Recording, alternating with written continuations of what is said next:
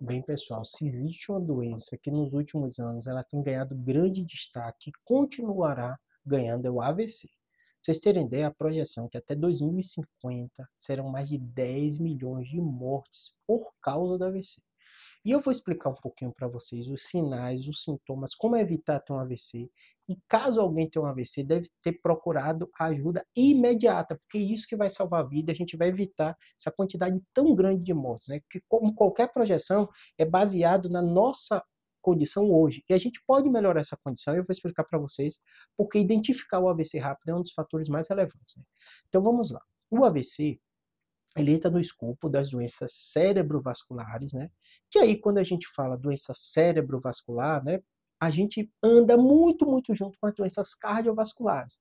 Então, se você perguntar assim, Júlio, o que mais mata no mundo hoje? As doenças cardiovasculares, que aí entrando junto, logo depois as doenças cerebrovasculares e as oncológicas posteriormente.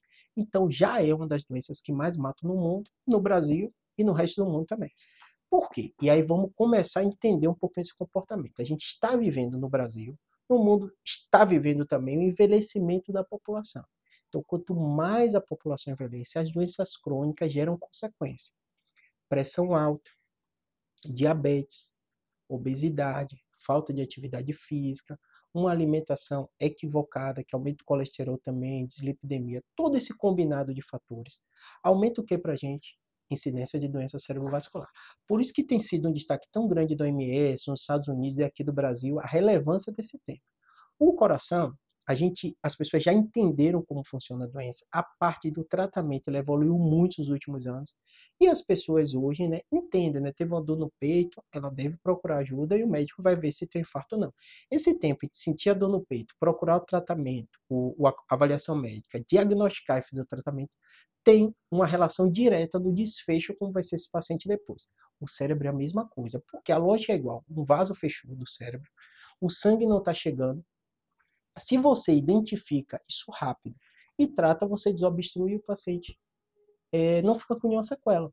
Então, o tempo que a gente chama, né, do paciente começar o sintoma, procurar ajuda e o médico tratar é o mais essencial, o mais importante.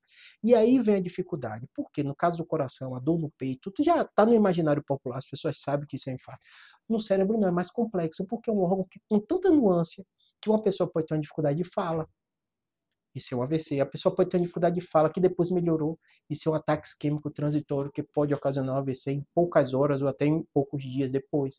O paciente pode ter uma alteração da força muscular e ser um AVC. O paciente pode ter um formigamento na mão e ser um AVC. Esses dois, tanto força como sensibilidade, pode ser transitório e depois melhora e o paciente está com ataque isquêmico transitório, que está avisando que depois pode ter uma alteração. O paciente pode ter uma alteração de fala, então ele pode ter dificuldade de compreender o que você está falando e não conseguir te responder de forma adequada. Ele pode ter uma dificuldade de falar, ele pode ter uma dificuldade de articular palavras, esse é um AVC.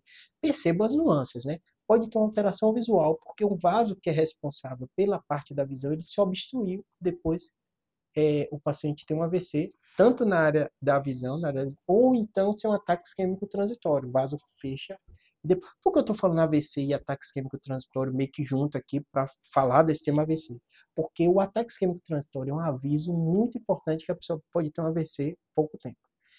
E aí, se você identificar isso quanto antes, o médico vê, tem uma placa de colesterol na carótida e eu posso desobstruir essa placa. Esse paciente está cheio de fator de risco, pressão alta, açúcar descompensado e tal, pode dar uma medicação para controlar isso. Então, na cabeça de vocês, você tem que ver. Entendeu que tem um sintoma confuso, alteração de fala, motricidade, de linguagem, a boca ficou torta, procura ajuda, o médico vai avaliar. Caso um vaso seja obstruído, já tem hoje remédio que dá na veia, que desobstrui. Grande parte dos casos são desobstruídos assim. Mas qual é o fator limitante? O tempo.